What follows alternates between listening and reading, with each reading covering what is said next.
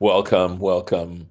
Baruch atah Adonai Eloheinu melech haolam asher kitshanu b'mitzvotav v'tzivanu la'asok b'divrei Torah. Amen. Thank you. And here we are. This is the text. So what I'll do is, of course, translate as best as I can what we see here. Right now, where we are is this week's Parsha of vaYera. You can see it right there. And Genesis chapter 19.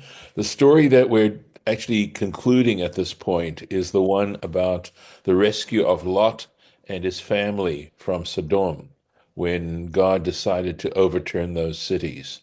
And so we're coming to the end of it. And we've discussed, this is sort of a cringy part about Lot sleeping with his daughters making him drunk and doing it for reasons of trying to, because they believed they were the only people on earth at the time, and they wanted to make sure that there was a future for humanity. But it's one of those ambivalent stories, and we're dealing with it. So, finishing it up. V'taharena shtei bnot Lot me'avihem. So the two daughters of Lot became pregnant from their father, excuse me. So here we are. This is the Rashi on this. V'taharena, right? Became pregnant. So there was a belief, at least in Talmudic times, that in the first intercourse a woman would have, she would not become pregnant. That was something that was not a possibility.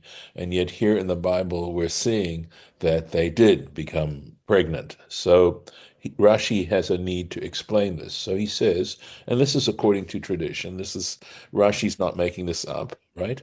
Afal pi she'ein ha'isha mit'aberet mebi'a rishona. So he says, despite the fact that a woman doesn't become pregnant from the very first intercourse she has, Elu shaltu batzman.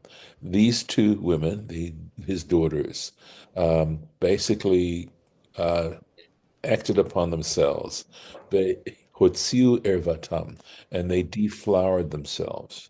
So apparently they felt it was the act of deflowering in that first case of intercourse that prevented a pregnancy from taking place. So they had already done that. So there's Sfarim Achirim. There are other manuscripts or texts of Rashi that change you can see Ervatam and Edutam look very similar. The Resh and the Daled look very similar. Edutam would mean their evidence. And that's a reference to a passage in Deuteronomy where they talk about the case of a person who marries a virgin. She claims she's a virgin, and he does not see signs of virginity when he comes to have relations with her. So edut means proof, evidence, and I will just leave it at that at this point. So ervatan lachutz, they essentially deflowered themselves. Let's go on here. See what it says. Benit abrumi biyarishuna, and so consequently they became pregnant from this very first act of intercourse that they had. Going on. Vateled Habechira ben. So the older one gave birth to a son. Vatikra Shmo Moav.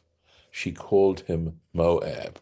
And we have to see in this word Moav, there is the implication of me of from dad.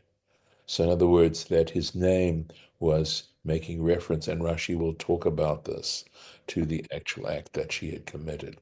Hu avi Moav ad hayom.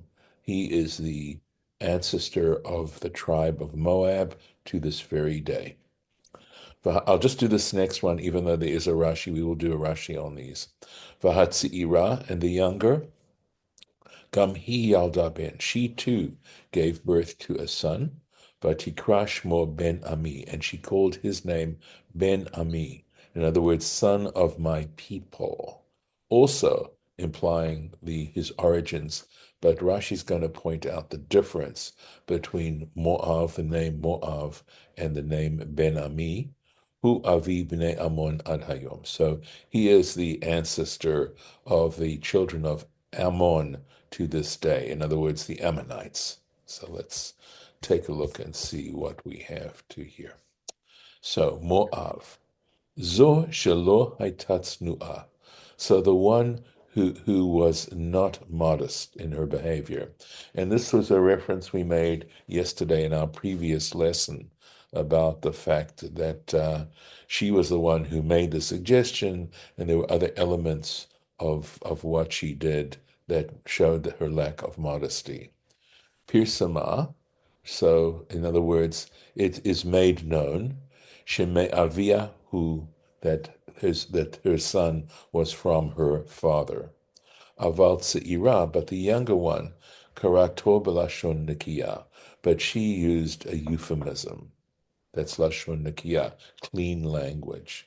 V'kibla Sachar, and she received reward, Bimei Moshe, during the days of Moses. And here we're going to be told how. Shene'emar bivnei Ammon, because regarding the children of Ammon, the Ammonites, in Deuteronomy chapter 2, Al tidgar bam klal. In other words, do not hurt them at all. Right? Don't cause them problems at all. Uva Moav, klo, he's here, ela shelo yilachem bam. But with regards to the Moabites, all that God told them, or Moses was telling them from God's command, that they should not make war upon them. But to cause them problems, right? He allowed them to do the Israelites to cause the Moabites problems. But the Ammonites, they had to act in a completely peaceful way. And that's the end of this particular story regarding Lot and whatever foreshadowing we're going to see at this point. So, going on, new chapter. Vayisa Misham Avraham Artsa HaNegev. And from there Abraham journeyed towards the south. Vayeshev ben Kadesh uvein Shur, and he dwelt between Kadesh and Shur. So Vayagor Bigrar, and he took up temporary residence in Gerar. Now, this is the land essentially where the Philistines settled, right? In that area of Gaza, and that particular area. That was Philistine territory. So let's take a look, Rashi, on this. Vayisa Misham Avraham. Abraham journeyed from there. So Rashi is saying, well, this sort of begs a question as to why. Why is this important to mention that at this point of the story, Abraham moved on towards the south? Kishara'a shecharvu hakrakim, when he saw that these cities, that is Sodom and Gomorrah and the other two cities, had been destroyed, upasku ha'ovrim v'hashavim, and so consequently passers-by stopped coming. It's an interesting note here. Nasalo Misham, he traveled from there. And of course, this underlines the quality of Abraham and Sarah regarding hospitality. In other words, there are stories like from that story about the three strangers or the three angels that appeared at the beginning of this parsha. We talk about the tradition or the habit that Abraham had of sitting at the entrance of his tent looking for passers-by. That it was very, very important that he act in a hospitable way. And that's because hospitality is seen as a very, very fundamental act of kindness and the whole idea of acting in a kind way. So the fact that he couldn't do this anymore, this is according to this explanation, is why Abraham left that area. So, Davar Acher, another interpretation as to why he left. Lehitrachek milot, so he wanted to distance himself from Lot. Sheyatza alav shem ra, because he now had a bad reputation. Sheba al benotav, because people knew that he had had relations with his daughters. So we can see this incest is a great taboo. Right. Okay. Vayome Avraham el Sarah. So he's now in Gerar. Vayome Avraham el Sarah. Abraham said to Sarah, Ishto, his wife, Achoti he. So this L is not a two, as you'll see. We're going to have to understand it, and Rashi's going to talk about this, because L normally means two, right? But here we'd have to say, Abraham said about Sarah, his wife, she is my sister. Vayishlach Avimelech melech Gerar. And so Avimelech is sent, right? The king of Gerar sent and took Sarah, because Abram had let it known that Sarah was his sister. And we know it's essentially, this is, of course, a parallel story to the one we read about when they went down to Egypt. But there are some distinctions. Vayome Avraham, so Abraham said, Kan lo natal rishut. So Rashi points out a distinction between this story and the previous one that is parallel to it. And it says here, he did not get her permission. He didn't ask for her permission to do that, because we read explicitly in that story how he asks Sarah if it would be okay. But here he doesn't. Ella al korcha. And interestingly enough, Rashi goes on to emphasize and say, against her will. Shelo betovata. And clearly it wasn't going to be for her benefit. Lefi shekfar lukcha leveit paro. Because she'd already had this experience. She'd already been taken into Pharaoh's household, al yedei chen, by this particular ruse of his. El Sarah Ishto. So here's that word El that I mentioned, right? And Rashi says we have to say Al Sarah Ishto. In other words, about Sarah, concerning Sarah, his wife. And Rashi gives other examples. And this is typical of the level of rigor with which Rashi tries to prove the points that he makes, right? So he says other examples. So this is Shmuel Aleph, the first book of Samuel, chapter 4, right? Uh, I believe I tried to see if I could find how this is actually punctuated. I'm going to say al halkoach aron, something like that. We're talking about how the ark had been captured, and that's the story of the time when, again, interestingly enough, it's got to do with a war against the Philistines between the Israelites, and how they took out the ark. The Israelites took the ark out to assist them in battle, and it was actually captured by the Philistines. And they reported this back to Eli, the priest at that time, and Eli was so shocked about it.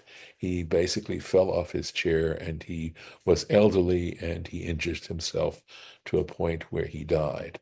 So this is about the capture of the ark. That's what this phrase means, etc. Here we go. Ve'el mot chameha. So in other words, about the death of her father-in-law. And this is also in relation to this particular story in Samuel. Shnehem, both of these, belashon al, have to be understood. Guard. Yes, question? Okay. All right. Going on. Vayavo Elohim el Avimelech b'chalom. Sorry, yes, el Avimelech b'chalom halayla. And God appeared to Avimelech in a dream at night. Vayomelo, and God said to him, Hincha mate, you are going to die. Al ha'isha, regarding this woman, obviously Sarah, asher lakachta, whom you took, vehi bu'elat Baal, and she is in fact a married woman. She's a married woman. Avimelech lo karav eleha. And the truth was that Avimelech had not drawn close to her. So he hadn't had intimate relations with her. Vayomar, and Avimelech says, Adonai, Lord, Hagoy kam tzadik tarog, will you kill a nation that is also, or a person who's from a nation who is righteous, will you kill them? So, lo karavela, he didn't draw close to him. So he says, Hamalach, an angel, mena'o, prevented him.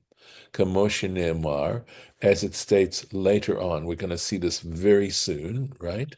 Where God goes on to say to Avimelech, Lo netaticha lingoa aleha, I did not allow you to touch her. In other words, so that's of course implying that the desire was there, and fortunately, he was prevented from doing that, which adds a little bit of light to the argument that Avimelech is making here. He's not quite as innocent as he's trying to make out. So, going on, Hagoy gam tzadik taharog, will you kill a person who is also innocent? Af imhu tzaddik, meaning tehargenu. In other words, even despite the fact that he's a righteous person, will you kill him? Shema kach darkecha. Maybe this is your way. La'abed ha'omot, to destroy the nations, chinam, for no reason whatsoever, that you can act in this arbitrary kind of way. Kach asita lador hamabul. Did you did this to the generation of the flood? In other words, quite possibly along with the people who were wicked, which was the reason why God destroyed that generation. They were innocent people as well, right? Ulador haflaga, and the generation of the dispersion. We're talking about the story that is associated with the Tower of Babel, right? Even though I'm not certain about people actually being killed in that story, but certainly being punished. So that may well be the point he's making here. Af ani omer she haragta al lo davar. So that I will say that in those regarding those generations, you killed for no reason. Kashem Shata Omer Lahageni, just as it appears now that you want to kill me. So it could be, as we sort of try to meditate on what we're saying, is to suggest then that Abimelech is saying, well, if you kill me now and you don't have a reason to do that, I haven't done anything wrong, maybe that's true of those other generations as well. Are people going to say that about you, that this is sort of the way God acts in this arbitrary kind of way? So he goes on. Avimelech goes on to say, Halo hu amarli achotihi. In fact, he said to me, she is my sister. V'hi gam hi amra achihu. And she too said that Abraham is my brother, right? But Tom Levavi, in pure heart, in purity of heart,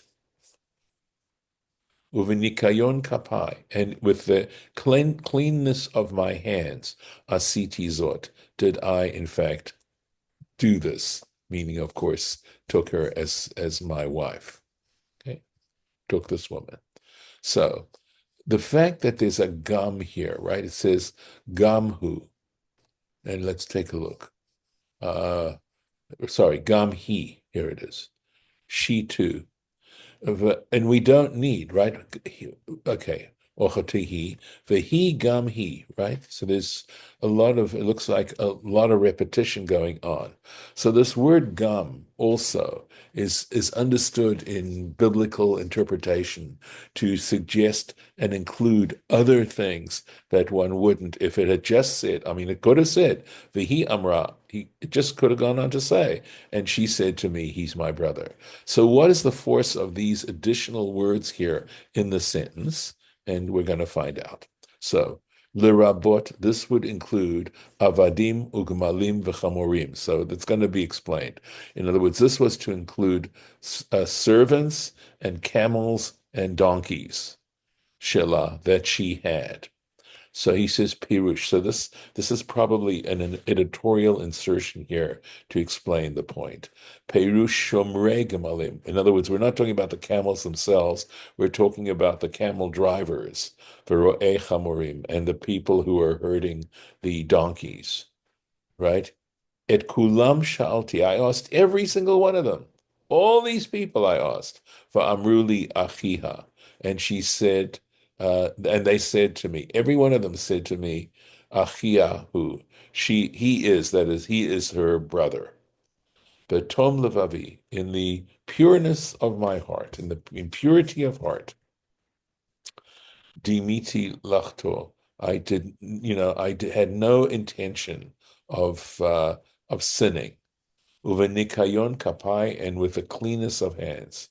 Naki ani mehachet. In other words, here's naki, clean, can also mean clean in terms of cleaned out, right? Meaning I am clean of any sin.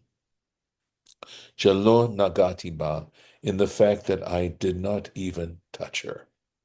So just to, okay, well, no, I think we're going to keep going because obviously we have to explain somehow or other, and Abraham is in fact going to say something later on as to in what sense Sarah was his sister, that it was a partial truth. So it wasn't an absolute lie, but it was a partial truth, and we'll discuss that in a little bit. So I have discussed it in a previous lesson, but we'll do it again. Vayomer elav ha'Elohim, and God said to him, b'chalom, in the dream, Gam anochi yadati, I too understood, I knew, ki v'tom levavcha asita zot, that you do this in the simplicity or the pureness of heart, you did this. And here we go. Va'echsof gam anochi otcha, and I too, and in fact, I too kept you, mechato, from sinning, li, against me. Al kain, and for this reason, lo netaticha lingoa aleha, I did not allow you to touch her. Let's go. Yadati ki betom levavcha. I understood, I knew that you did this in the purity of your heart. Emet, it's true. Shelo dimita mitchila. You didn't imagine or didn't think originally lachto, to sin. Aval nikayon kapayim, because it doesn't mention that here in what God says to him. Nikayon kapayim enkan, but we can't say that you had pure hands, right? Hada amra, mishmush yadayim kena. So, in other words, we would say mishum yadayim yeshkan, mishmush yadayim yeshkan. There was some handling going on here. Lo notaticha, I did not allow you. Lo mimcha haya, it wasn't on account of you, shelo nagata ba, that you didn't touch her. In other words, you weren't the one who didn't choose or desire to touch her. Ela chasachti ani otcha, but I had pity on you, mechato, to prevent you from sinning. Shelo natati lacha koach, because I didn't give you the ability, the power. And he gives other examples of this. Okay, and here we go. So, in other words, when it says I didn't give, what kind of giving are we talking about? And we're talking about not giving someone the ability, not allowing a person. So later on in Genesis chapter 31, okay, this is referring to Jacob speaking about his father-in-law Lavan. V'lo netatno Elohim, and God did not allow him. That is, Jacob is speaking to his wives and saying God did not, he prevented him from from hurting me and harming me anymore. And again, in the book of Judges, chapter 15, that's the story of Samson. Velona tano aviha lavo, and her father did not allow him to come. Meaning, it's a story right before the story of him and Delilah. It's Samson met this woman and wanted to marry her, and for whatever the reasons were. We'd have to read the chapter itself, but the woman's father did not want to allow Samson to go into her. And we're going to stop here. Give me a moment here, and I'm going to mark the place. And let's see here. We'll go here. right there. Right. So just to notice, by the way, Rashi's picking up that when God speaks to Avimelech, he just says, Ki betom levavcha asitafot, that you did this in the purity of your heart, and doesn't mention Nikayon Kapai at all. Just an interesting distinction there. And let me stop the share. Any comments, any thoughts, any questions at this point? Okay, so I'm going to stop the recording.